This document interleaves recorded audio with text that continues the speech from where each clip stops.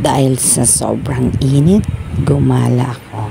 Pumunta ako sa store ng aking beshi. Ayan. Sa kanyang mini grocery. Ayan. Dami niyang paninda, guys. Bumili na kayo. Dito siya sa may Bacnodan, La Union. O, diba? Maraming pagpipilian dyan, guys. Pili na kayo. Siyempre, nagka-hero ako. Ayan. Papakyut lang muna habang walang customer. Aking beshi. Ayan, pakyut-pakyut lang. O, diba? Ipakis-kis. Pak na pak. O, diba? Kaway-kaway yan.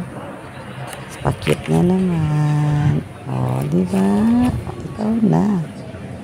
May nanalo na.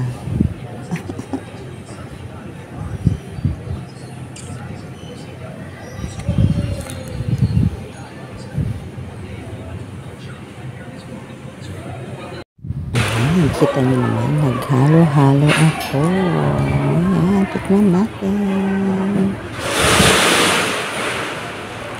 Ayun ba guys, yung halo-halo na yan. Super duper. Gulaman halo-halo. Gulaman lang. Ibang saho, puro gulaman. Gulaman lahat. Grabe na siya.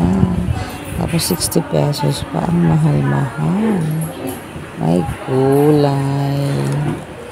Nagtyagaan ko na kasi mainit ang panahon.